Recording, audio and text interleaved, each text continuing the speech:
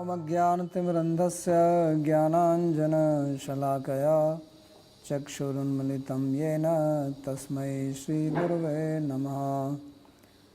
वन्देऽहं श्रीगुरोर्श्रीयुतपदकमलं श्रीगुरून् वैष्णवांश्च श्रीरूपं साग्रजातं सहगणरघुनाथान्वितं तं सजीवं साद्वैतं सावधूतं परिजनसहितं श्रीकृष्णचैतन्यदेवं श्रीराधाकृष्णपादान् सहगणललिता श्रीविशाखान्वितांश्च।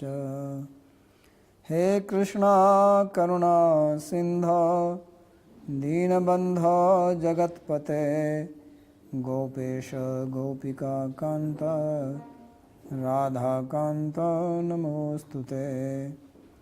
तप्तकाञ्चन गौराङ्गी राधे वृन्दावनेश्वरी वृषभानुसुते देवी प्रणमामि हरिप्रिये। नमो महावदान्याय कृष्णप्रेमप्रदायिने कृष्णाय कृष्णचैतन्य नाम्ने गौरत्विषे नमः। पञ्चतत्त्वात्मकं कृष्णं भक्तरूपस्वरूपकं भक्तावतारं भक्ताख्यं Namami भक्तशक्तिकम्।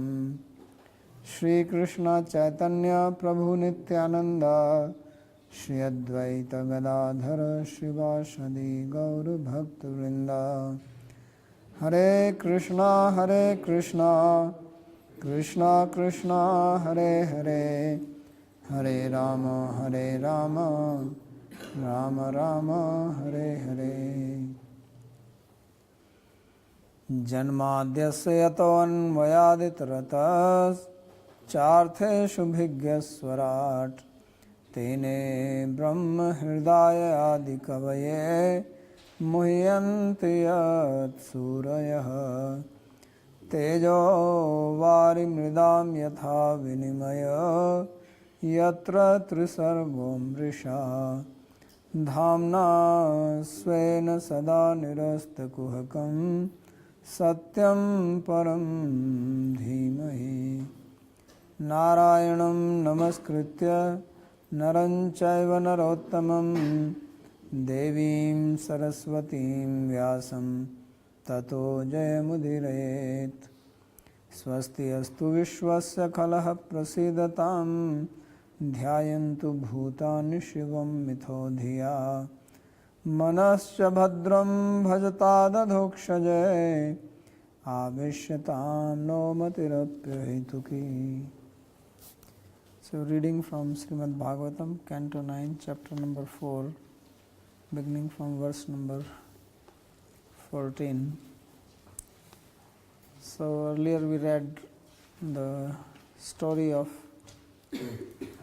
Nabhaga, son of Nabhaga, and then in the end Sut Goswami said that he had a son whose name was Ambarisha, and Ambarisha was a great devotee, such great person that even the curse of a Brahmana could not influence him.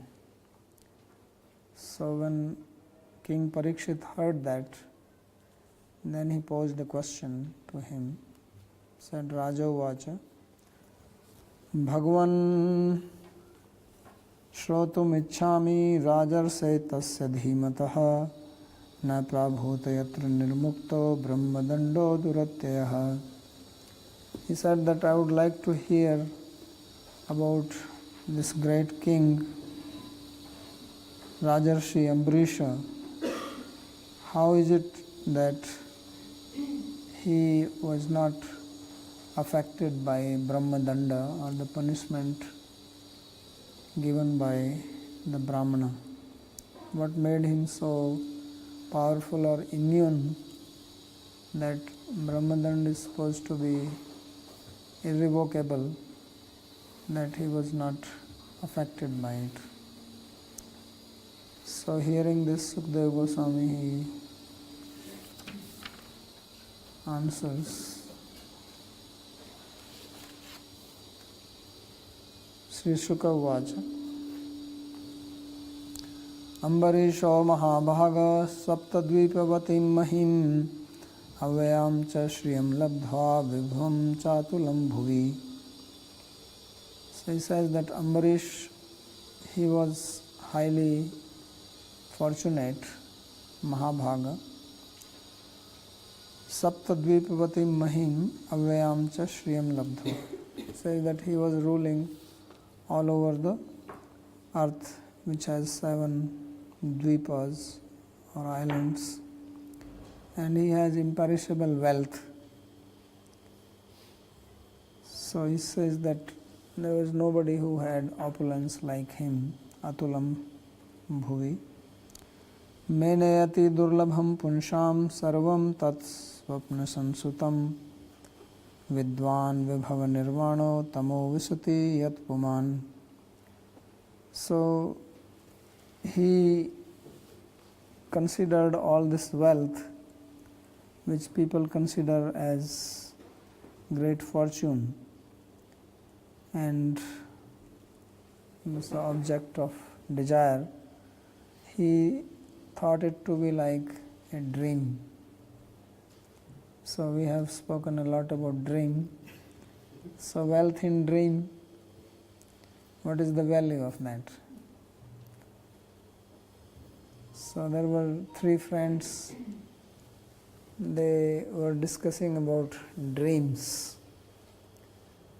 So one friend was asking them that if you dreamt and in the dream you got $1 million and then you wake up, then what will you do? So the person one of them was saying, well, of course it is a dream, it's not true, but if I really had $1 million, then I will, go to some resort, book a 5-star hotel, enjoy, like that they were talking. And then another one was giving some other scheme. But the third one, he was smart. He said that if I got $1 million in the dream and I woke up, I will go back to sleep. Maybe I get 1 million more. So whether you get 1 million or 2 million, it's all the same.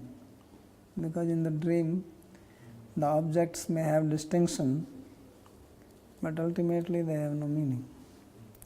Of course, this is one view, and there is other view which we did not discuss. This was never raised.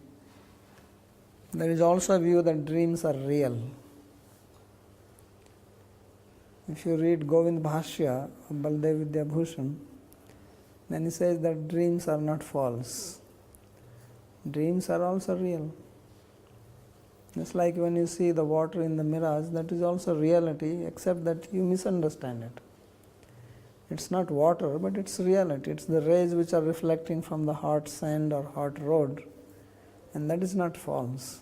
But if you mistake that for water, that is your mistake. But it's not false in the sense that nothing really exists. So in the same way, dreams also, when you see, it's not that there is nothing. At least the samskaras are there. Because if there is no samskara, how will you see the dream? So he says that is a dream creation. He says it's another type of creation. It is called dream creation. Because in the Vedanta Sutra, there is actually a sutra which says Sandhya Srishtir Ahahi. That Sandhya refers to the dream state. Sandhya means junction, because dream is a junction between deep sleep and wakeful state. In between you have the dream. So he says that the creation which happens in the dream, that is also creation done by God as He creates this world. But it is more temporary than this, and in another realm. Otherwise, how is that you experience it? There has to be something. So he says everything is real. Only thing is that we don't understand the reality properly. We can mistake one thing for another. That's our problem. So that is another view, that dreams are also real. So different grades of reality. So when it is said that it is swapnatulya, means that it does not have value in the wakeful state. It has value when you are dreaming, right? Because when you dream, you are also getting rid of some of your karma. If it was completely false, you cannot become free from karma. So by dreaming, you are also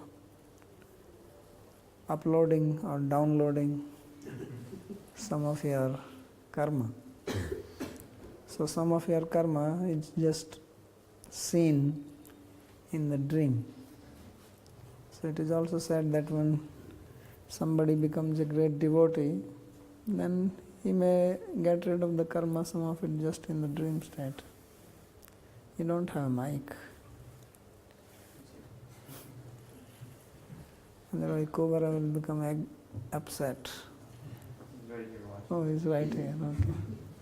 I think I remember reading in the Tattva Sandhara too that either Jiva Goswami or maybe in the commentary it mentioned that sometimes you see events that actually happen in real life in a dream too. So in that sense they're not false. Yeah, this is exactly what I was saying, that when somebody asked that question about the Yoga Sutra, that Swapna Jnana Alambanam Va. So I said that it is a fact, sometimes in the dreams you can have the real things. There are people who have gotten mantra in the dream. There are many stories like that. So then that becomes your alambana for meditation.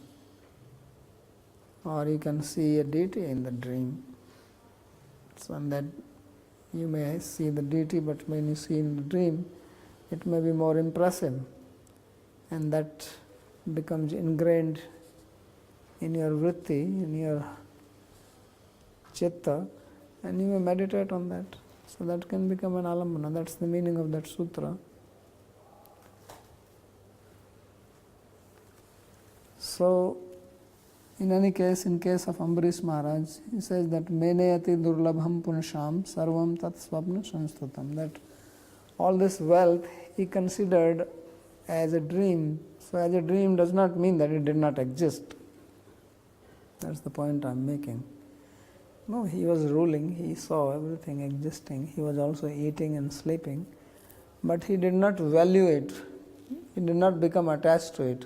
Just like we don't become attached to the dream wealth. If you get money in your dream and you wake up, then you are not attached to it, it's just a dream. So like that he dealt with everything, with his relations, friends. So whether there was love in it or not.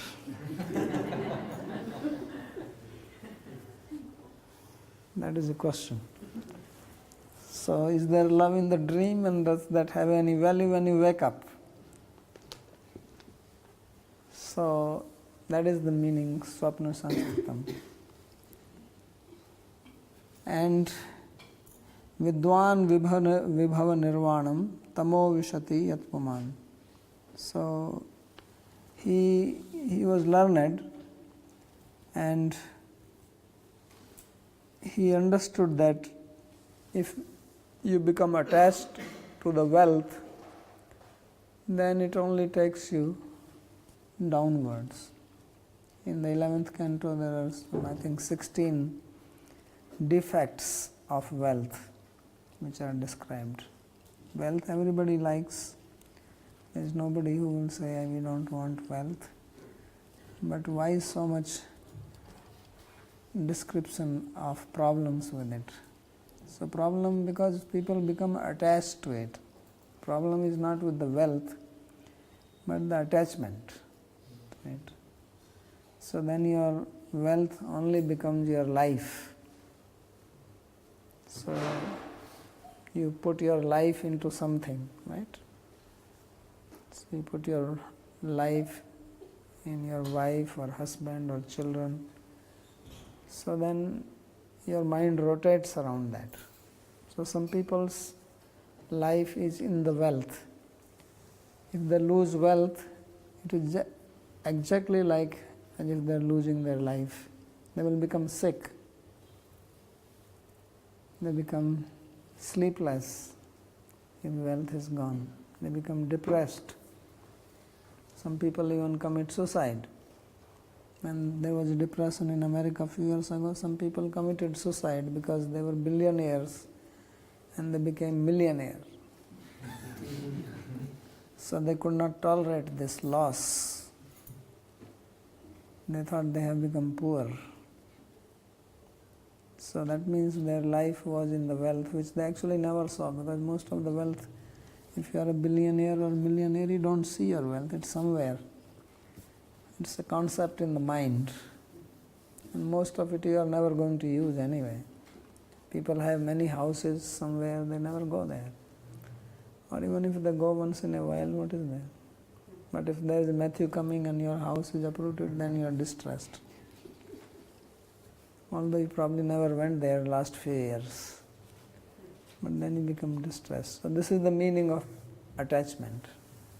Attachment means that you put yourself into it. Although you are here, actually you can only be in yourself. When it says tada drashtu swarupe avasthanam, where else can you be except in your own swarupa? It's not possible that you can be elsewhere. You are where you are. How can you be anywhere else? That's not possible. But mind is such a thing that you can be elsewhere, although being wherever you are. This is the trick of the mind. So the whole sadhana is to be wherever you are. So if you are sitting here, then be here only. That is the sadhana. But that is most difficult thing. You are here, but actually you are not here. This is the Bheda. So we are never where we are, although that's where we are. So this is the meaning of asakti. This is the meaning of sangha. This is the meaning of attachment.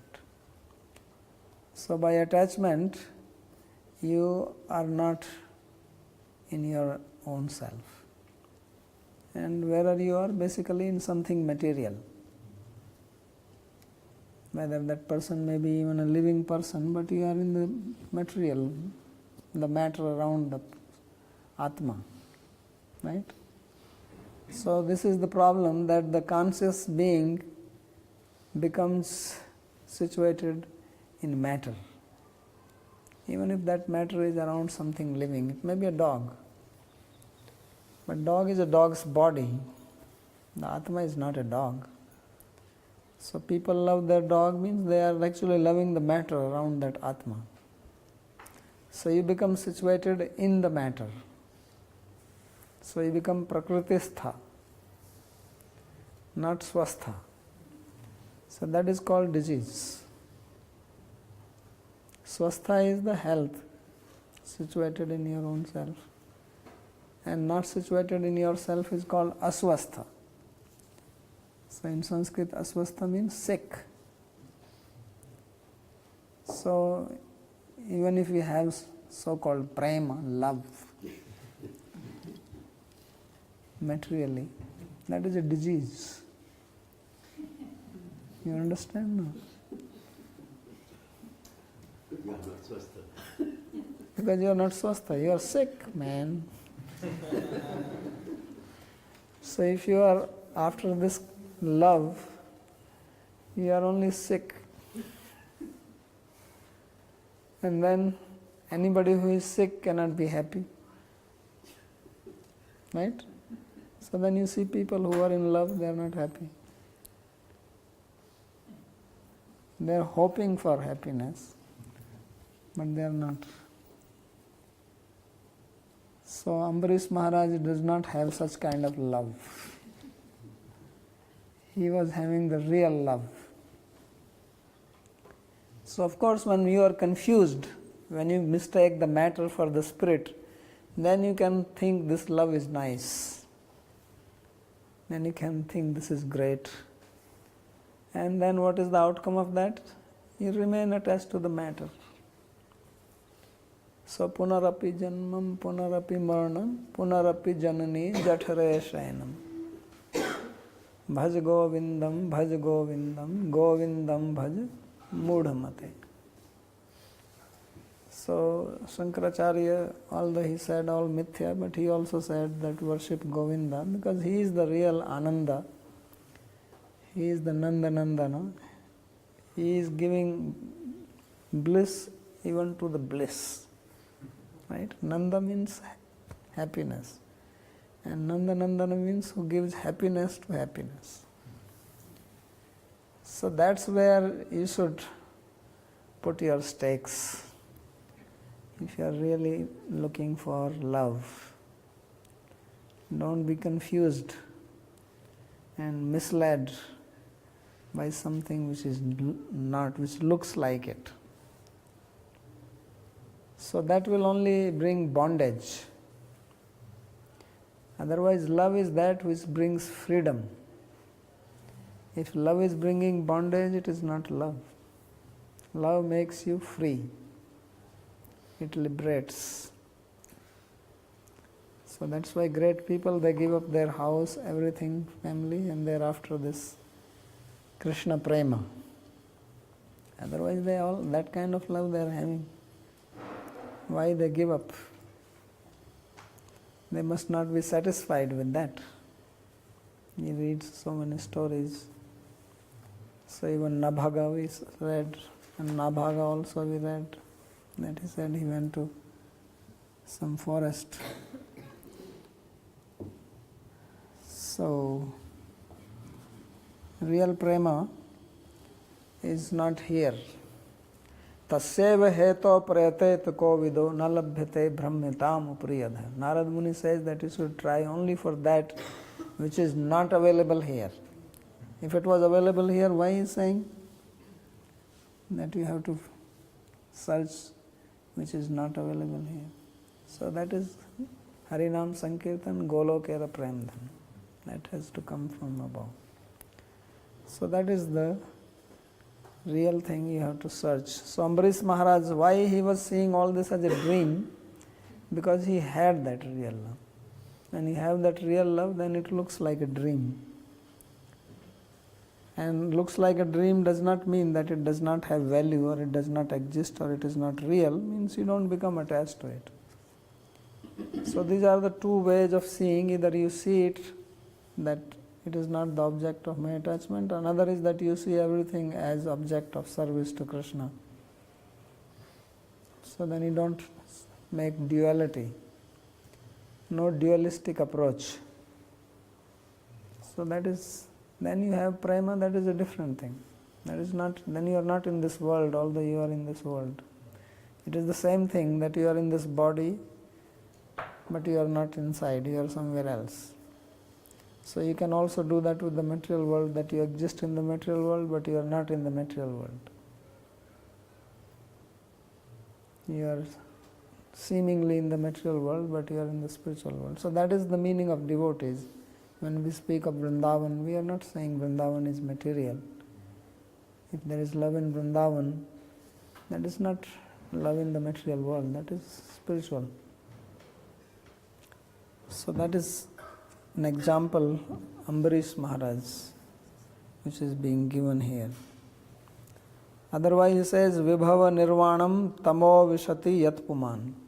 Otherwise he says that this wealth, this attachment, it becomes the cause of degradation. It because you become attached to matter, you are already degraded. Not that you have to do something else. You already, because you are a spiritual being. Mamai vanso jiva loke jiva bhuta sanatana. You are a spirit, you are conscious, and you are running after matter. You must be already fallen. So why should we are spirit being, we should run after the spirit, supreme spirit. So he says, Tamo Vishati Yat Puman, that person goes into darkness, because matter is darkness. So you become more and more ignorant instead of getting illuminated. You become more covered by the matter. So more covered by the matter means that now giving up the human life, you will get into some life where you will be more conditioned by matter, so that you will be very happy with it. Because in human life, at least once in a while you think what is going on, what is happening, what is this life all about, is this life? Then you become dog, you are quite peaceful, don't have any anxiety, you are happy with matter. So that is the meaning of going to darkness. So human life is very rare, as Advaita Prabhu was saying, that imagine how many living entities are there, even in this room. We don't know how many are there. Out of that, few are human beings who can actually understand. And if we also waste our time only running after matter, then who can be more unfortunate? So that is called Durbhaga, and he is saying Mahabhaga. So we are Mahabhaga because we are in Vrindavan, where Krishna walked. Imagine one day Krishna was playing here. This place is called Ramana Reti, where Krishna played with his friends. Davanal Kund is right here. Yamuna was flowing just here. Now Yamuna has gone away. But once upon a time Yamuna flew here. So Davanal Kund is where there was a forest fire after Krishna had chastised Kaliya snake. So he walked here and we are sitting in the same place. There is a separation of time, but space is same. So at least in space we are together. So it is not ordinary fortune. It's also Mahabhaga. And then Krishna has not gone away from here because he didn't leave Vrindavan. He is also still here. But because our awareness is not on him, so he is not visible to us. Jiva Goswami says those who are great people, they still see him here. So this is something which is difficult to understand, and if we just use logic, we will never understand it. Because logic depends on prataksha. Prataksha itself is, that's why it is called anumana. It is based on direct experience, and that is very limited. Our senses are limited. So that's why Shabda takes you beyond everything.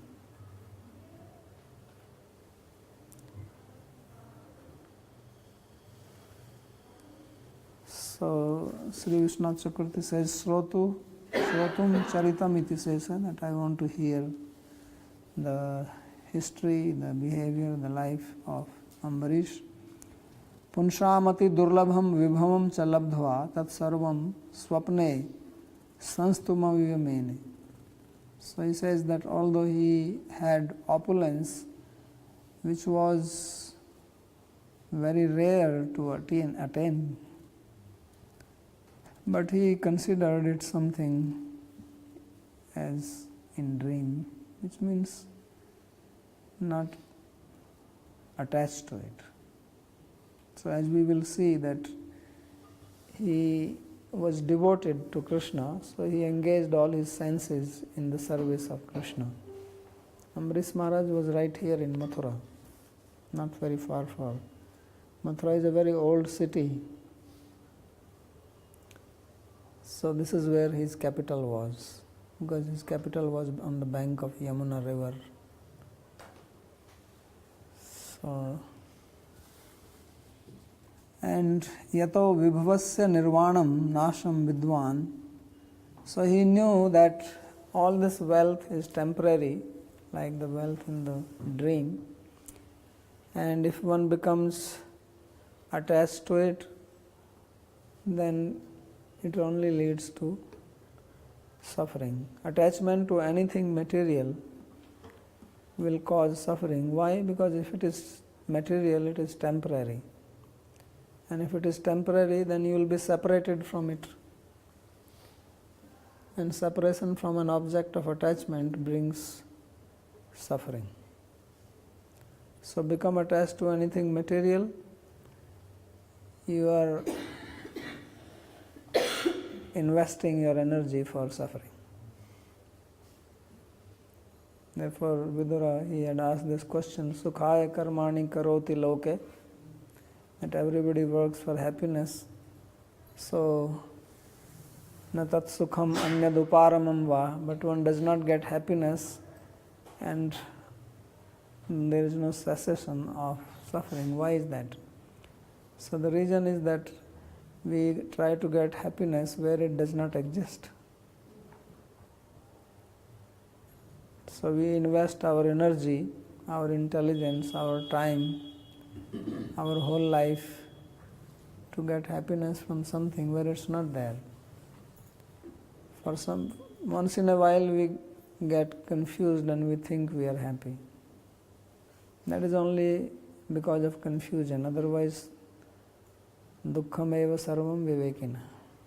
Just remember this. When you are getting happiness, then you know that it's just a confused state of mind.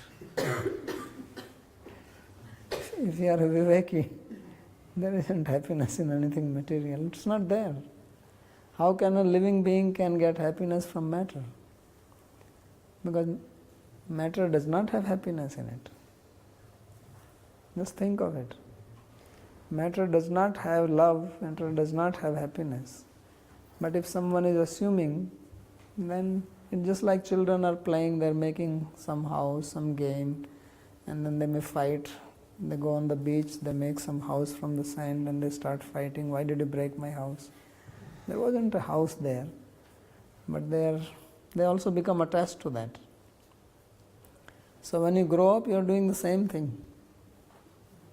Little bit more fancy, but it's not different from that. So you become attached to some matter.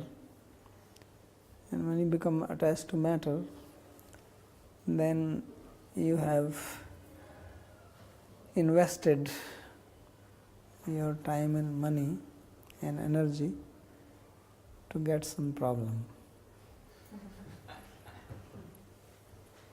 Right? So you can reflect on your life and you will find this to be true. That any time you felt intense suffering, what was the cause of it? Some material attachment. Nothing else. And material attachment is up to you. Because attachment is not in the matter. Of course, ultimately it is in the mind, but we are the one who are energizing it.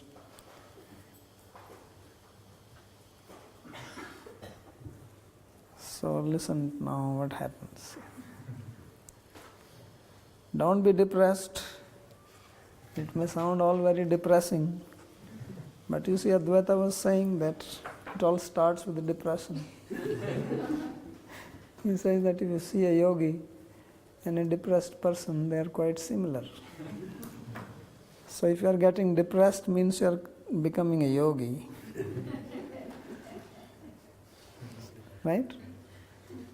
That's why the first chapter of Bhagavad Gita is called Vishada Yoga, depressed yoga, yoga of dejection. So you have to have depression. Depression means when you see all this material thing, if you become a viveki, you feel like a little bit depressed. But then you don't become depressed because there is yoga. So without yoga, it is only Vishada. So in this material world, every endeavor will end up in depression. Every material endeavor, the outcome, depression. Whether it is marriage or love affair or business or relation, end result, depression. So you have to get yoga along with it. If you don't have a yoga, then you remain in that. So of course sometimes people say, no, that's not true. Oh, it's not true because you are still confused. You are still dreaming. If you have a little bit of awakening, you will feel depressed. Because to get depressed also you need little intelligence. The dogs don't become depressed. So Depression is actually also a sign of intelligence. That somebody must have some intelligence and to see what things are happening, and then he feels depressed. If one doesn't have, like somebody is insane in the mental hospital, doesn't get depressed, right? Feels quite blissful. If you go and tell him that now Donald Trump is going to become the president of America, he will laugh. If you see someone else, then they are having Trump syndrome. They are visiting psychotherapists. They get depressed because they have some intelligence. So depression is also a sign of intelligence, but people misuse that intelligence. Then they take drug, go to liquor shop or do some other nonsense. No, do yoga. That is the end of Vishada. So if you want to get out of the Vishada from depression, you can visit any amount of psychotherapists. Depression will come again. Of course, you can get some temporary relief, but it will come again. Again some situation will come. So if you want a permanent solution, that is yoga. So that's why Patanjali says, yoga chitta vritti nirodha. He says, get the hell out of here. All this thing. Just dump it all away. He is very smart. Saying dump it off. I don't want this. So Vasudeve Bhagavati Tad Bhakteshu cha sadhushu Prapto bhavam param vishvam yenedam loshtavat smritam. So of course Patanjali does not give you the solution higher that, okay, what do you do after that? I dump all these vrittis and then what? You cannot just sit in samadhi whole day. That's not very practical also. And then somebody has to give you food or what? So then Bhagavatam gives the second step. Patanjali is like trying to wean you away from nonsense so that you can come to Bhagavatam. So then you have to get the other type of vritti, that is the bhakti vritti. So get rid of all these nonsense vrittis and then don't remain blank. Then you get the prema vritti. Right? I said the vritti virodhat. Contrary vrittis, kama vritti and prema vritti. So all the vrittis which people have in the material world, they are actually all kama vritti. And then that kama can be called sometimes prema, sometimes anger, sometimes depression. These are all vritti. Just like the prema is also sometimes called anger. Like our friend Jagdananda was saying, Radharani is doing man and this. But that is a prema vritti. Don't confuse it with kama vritti. They look similar. So there is so much variety of kama vritti. Similarly, there is so much variety of prem vritti. Don't think that prem vritti is just always completely sweet. No, it also has variety in it, but it is prema all the time. The undercurrent is bliss. Just like the undercurrent of kama is some kind of anxiety, dissatisfaction.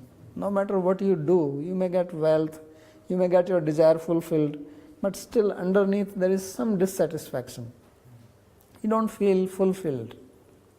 Even when everything is going nice, still when you go to the bathroom and you see yourself alone, there's nobody there, then you still feel that, is this all? So there is an undercurrent of dissatisfaction. But when you are in the prema side, that is the other world, and when I am saying other world, I am not talking about the physical location, not geographically. You may be here in this material world, but when you have that prema vritti, then you have another sansar, another world. There may be envy, jealousy, anger, all kind of tricks going on there, but that is all fun. Because fun has variety. Just like from one milk, you can make so many types of sweets. You make paneer, you make cheese, right? You make buttermilk, you make ghee, you make butter, you make rasgulla, you make barfi, peda, gulab jamun, rasgulla, right? Malai, khurchan, so much variety is coming from that. So like that, but it's all pleasurable. Anything you eat, some is very soft, some may be hard. So like that in prema, sometimes, it may be a little bit crooked, sometimes straight, sometimes some other play. So all fun. So that is the way of relishing. Right? They say that variety is the mother of enjoyment. So there is variety in prema also. Don't think that prema is all like homogeneous thing. There is so much variety in it that there is no end of fun. It is a fun game. So Vasudeve Bhagavati tad bhaktesu cha sadhushu prapto bhavam param vishwam. Why was he thinking of this material world like swapna, means not attached? Because he had bhava in Vasudeva. His mind was situated in Krishna. Vasudeva Bhagavati means Bhagavan Vasudeva, Krishna, and his devotees. So this is the life, you have devotees, you live with devotees, and Krishna is the center. In the material world, you also live with your family or everybody, you are the center. And everybody is a center. That's why there is no real love here. Because the person whom you love, he or she is trying to also relish and enjoy, and that is the center for them. So here Krishna is the center for everybody. So you have loving relations with devotees. That is prema, with devotees. I was not talking about, that's why I said avidya grasta. Those who are under the influence of avidya, forget, there is no prema there. It's not possible, theoretically even. Because as long as you are identifying with the material body as yourself, you are only going to work for your body-mind complex. You cannot think beyond that. It's not possible. You don't know that there is something beyond that. So whether you have love or you have girlfriend or boyfriend or money or this, it is atmana kamaya.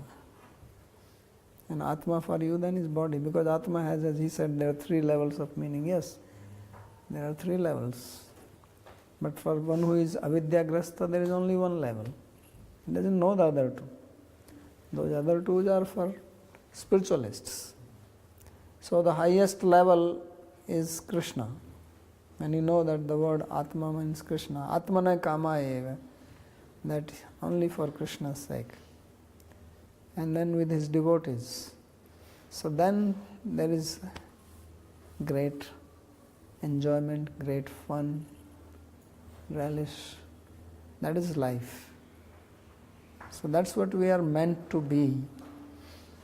This human body is given only for that. If you endeavor for anything else, you're just wasting your life for nothing. End result, not even 0, negative. If it is 0, it's still good, you have not lost. You actually go in loss. Because you are going to create so much karma that you don't know that you may have to take another 1,000,000 lives to again get human birth. Don't think human birth is now, because we have it, it looks so easy.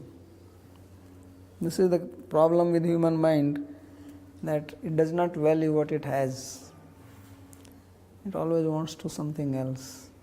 So we have human birth, we think it's very cheap. So every part in this body is very important, but we know the importance when we lose it. As long as we have it, it doesn't have value. So same way we have the human life, and we have somehow by Krishna's grace, by devotees' grace, come in contact with this knowledge. We don't value it. We think, this is okay. It's another school of philosophy. Everybody talks like this. Its mind will think like this because that's how mind tricks you. This is how Maya works. And you think you are very great when you are thinking like this or you are giving logic like this. But I will consider you great if I see your outcome is great. So what is the outcome? Punarapi janman, punarapi maranam, punarapi janani jathare shayanam. Again birth, again death, again go into the womb, get locked for 9-10 months, can't move, like there, remain there like a fool. So would you like that you are closed inside a box? All your hands, legs tight, up completely upside down, head down, legs up. You're doing Sirsasana. Right? So would you like to do that? 24 hours Sirsasana. It's okay if you do 5-10 minutes. That's all right. But not 24 hours for 10 months. So Vasudeva Bhagavati Tad Bhaktesu cha sadhushu. So bhaktas, the sadhus, the saintly people who are full of love, compassion, not envious, not trying to compete and deceive and trick. You feel comfortable in such company. You don't have fear, you don't have anxiety. Otherwise in the material world you have friends, relations, you're always little bit, even if you have your partner, you're a little bit careful. Am I being tricked? So here you don't have, because dharma projita kaitavo atra paramo nirmat saranam satam. Because these are nirmat sarasata. These sadhus, the devotees, they don't have any vested interest like that. So you feel free that nothing can go wrong here. So Ambarisha was having a relation with such people.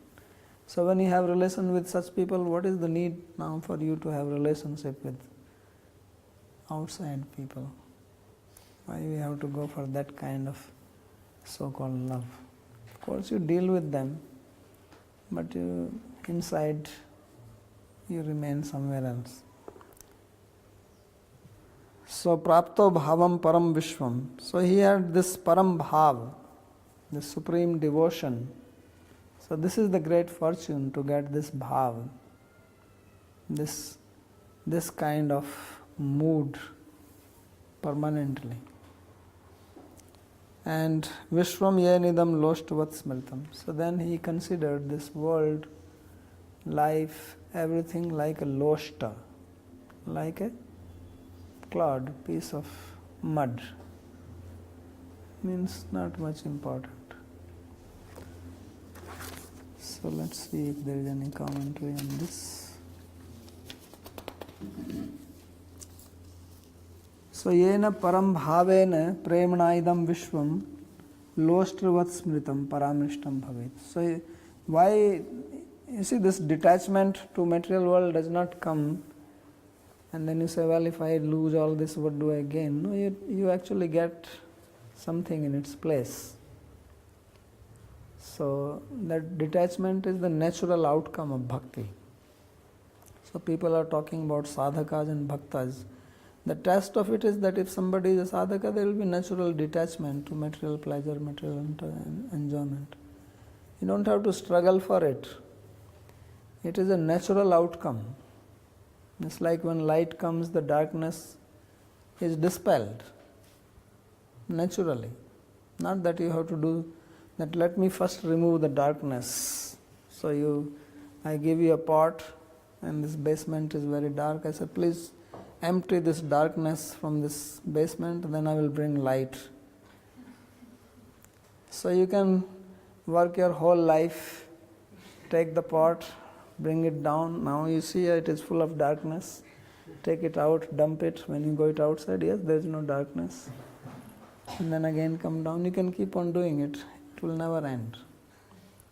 So you can try to do vairagya and keep on doing it. Still you will have some attachment. So real detachment comes when you have bhakti, naturally. So that's what he's saying. Janayati ashu vairagyam jnanam cha yadhaitukam. Immediately. Just like when light comes, it does not that darkness will go away after 10 minutes or half an hour. It will relax for some time. No, it's simultaneously. So when bhakti is there, then detachment is naturally there as a concomitant effect. So that's why, because he had this param bhava, supreme devotion to Krishna, then paramrishtam bhavet, loshtravat paramrishtam. Then he looked at this material opulence. So he did not run away. You see, now there is a shift coming in these stories. Up till now we read the stories that the kings were leaving. Right? We read the stories of so many kings, even Nabhaga or even Nabhaga. So that is first step. Now comes shift. He is not going anywhere away. So then you come to the gopis. They didn't go anywhere. Stayed wherever they are. Sthana sthita. So this is the greatness of bhakti. Otherwise, there are not too many caves, they are very limited. And they are cold. There is no running water, hot water in these caves. So you can stay here and do bhakti. Okay, so I'll stop here. Any question or comment? Yes.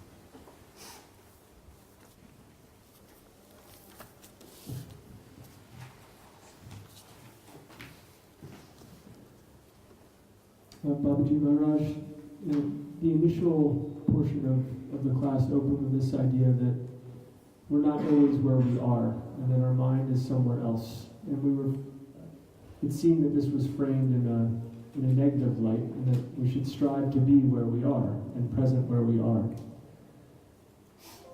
Understanding that concept, this idea that I've heard many times, and I have doubts that I hope you can clarify, that when we're dealing with non-devotees or non-devotional duties and dharmas, that we are better served to not be in that place, but have our mind somewhere else. And this doesn't seem to make any sense to me, based on this idea that we should be present in every moment and be absorbed in it, not necessarily attached, but be where we are. And the corollary to this is that if we really are representatives of our Guru and of Lord Krishna, then shouldn't we be completely where we are all the time, and therefore be an example and a representative of that parampara in all of our relations, as opposed to putting off this mood of kind of being checked out and indifferent and too cool, so to speak. So this is my question. So this is an interesting and practical question. How to deal in the world, not only with devotees but non-devotees. We have to also deal with non-devotees. So in that situation, what to do? Shall we remain in that situation fully present? So actually the thing is that once you become a devotee, as he's saying, then you become situated in bhakti bhav. And then when you are dealing with the world, you are there not present fully. Internally you remain situated in your own bhav. Just to give you a practical example, of course this is example from Vraj, since we are here, and you may not have seen it, but if you go outside Vrindavan, in Vraj, one of the big problem in Vraj area is drinking water, because most places water here is salty. Like here also, you have to. So there are only limited places where you can actually get drinking water. So if you go to Vraj villages, then usually there is some well or somewhere where the water has to be brought. So the ladies, they go with this clay pots, and they may put 3 of them on their head, and they walk and talk, because that is actually the time to talk. In the house there are restrictions and they may be busy, and the culture is such that the woman does not speak in front of the father-in-law and all that. So the ladies get together, they go to the well, they have these pots on their head, they don't touch it, they're walking and they're talking all their katha, all the family stories. So externally they are talking, but internally they are very much conscious of these pots on their head. And they remain aware of that. Because if they lose awareness of that, it's going to trip and fall down. So the devotee actually remains like that in all situations. That your undercurrent is devotion. Wherever you go, inside your bhav remains with Krishna, as it is described. Externally you may have to deal with all types of people. And there also it's not that you are like some dream state when you're dealing with them. But you remain rooted in yourself, so to say. And when dealing, your goal is always devotion. So if you have to deal with them, you don't become influenced by the other persons, whether that influence is in the sense of wealth or activity or situation. Your decision making, your thought processes, everything springs from that inner mood. So that's how you function in the world. And that's how you always remain present.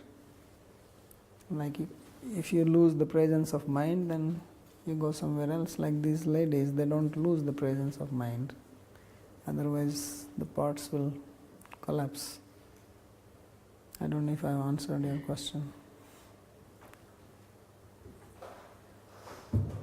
Yes, and so just to clarify language, and that was very helpful. These women that are carrying pots, they have so many repetitions doing this, it's almost a part of them to walk with pots on their head, such that they are very much present in the conversation that they're having with people. And so, as devotees, being situated in ourself is being situated in this fundamental mood and state of mind. Therefore, if we are dealing with other people who are non-devotees, we can, if we're rooted in that place, we can be fully present to them and their concerns, and they can feel that from us. Yeah. We're not necessarily chanting Maha Mantra in our minds or something else. This is, I think, the thing I wanted to clarify, that we're there fully with our attention for them, right. even though we're situated in something greater than that. Yeah, that's what I'm saying. It's not that you are some kind of a dream state or half-conscious state. You remain fully aware. You converse. It may be some intense dialogue. You may have to pay attention. But still you remain within yourself, in your own bhav.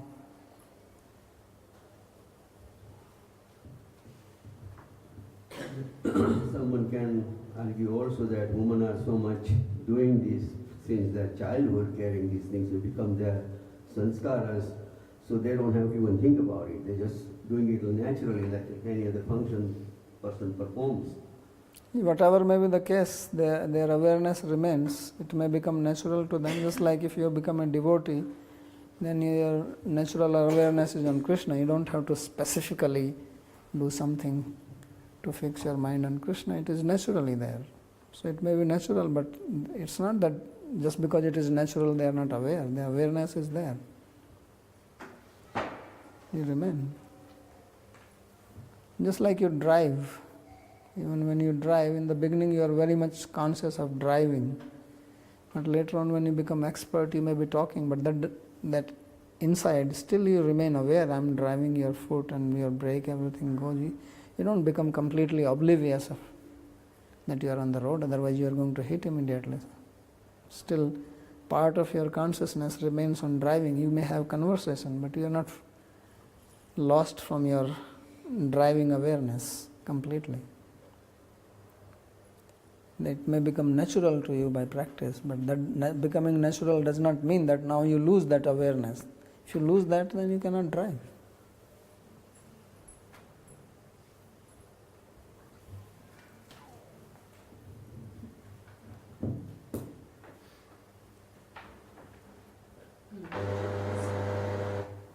You said that one can have prema vrittis even in this world.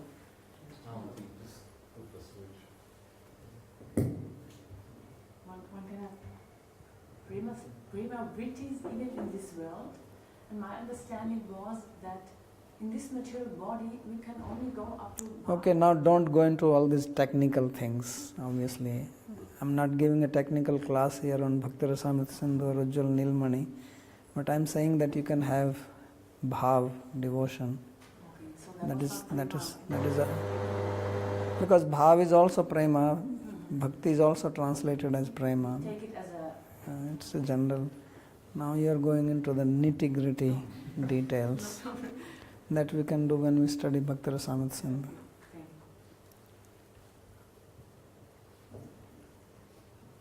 Okay? All right. Thank you. Hari Bol.